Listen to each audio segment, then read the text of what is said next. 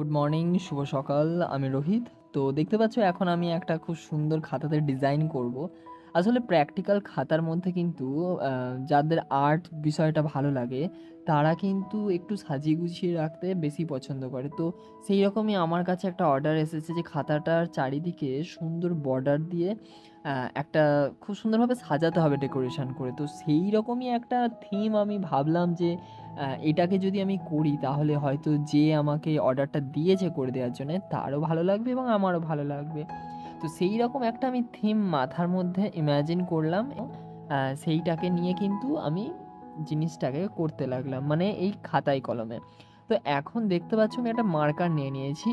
আর যাতে ভুল না হয় সেই জন্যে কিন্তু আমি আগে মানে চতুর্দিকে মার্জিন টেনে নিয়েছি এবং পেন্সিলে করে ছবিটাকে এঁকে নিয়েছি যাতে কেমন কি করব না করব। আর তারপর ওই পেন্সিল দিয়ে আঁকার ওপরেই কিন্তু আমি কালো মার্কার দিয়ে এই যেই দাগগুলো দেখছো দাগগুলোকে কেটে নিয়েছি।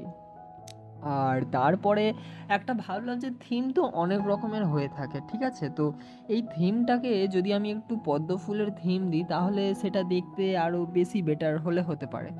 তো এইবার আমি, তো জানো তোমরা মেহেন্দি পড়ায়, তো সেই মেহেন্দির হালকা টাচ দিয়ে এই যেই একটা শামুকের মতন গোল প্যাচ সিস্টেম, তো সেই জিনিসটাকে একটু করার চেষ্টা করলাম।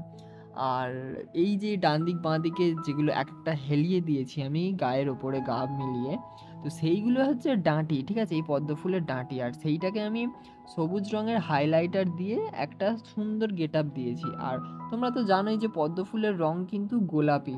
তো সেই জন্য পদ্ম ফুলের এই গোলাপির পাপড়িগুলোকে আমি কিন্তু গোলাপি রঙের হাইলাইটার দিয়ে ইউজ করেছি যাতে দেখতে একদম প্রপার একটা পদ্ম ফুল মনে হয়।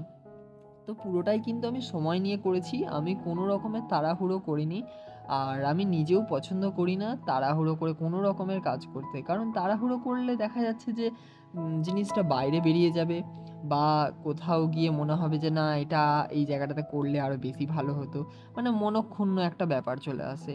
তো যাই হোক, আমার এই একটা সাইড করে নিয়েছি, এইবার আমাকে চতুর্দিকটা করতে হবে, মানে যেইখানটা আমি করেছি সেই জায়গাটা মানে সেই দিকটা বাদ দিয়ে আমাকে আরও ৩টে দিক করতে হবে। তো বাকি ৩টে দিক কিন্তু আমি সেম মডেলের করব না, সেটা আমি করব হচ্ছে একটু মোটা মার্কার দিয়ে আর একটু সরু মার্কারটা দিয়ে জাস্ট নর্মাল আমি করে নেব। আর সেইটাকেই কিন্তু আমি সবুজ রঙের মার্কার দিয়ে করে দিয়েছি, তাহলে মোটামুটি কিন্তু আমার হয়ে গেল রেডি একটা সুন্দর মার্জিন দেওয়া খাতা।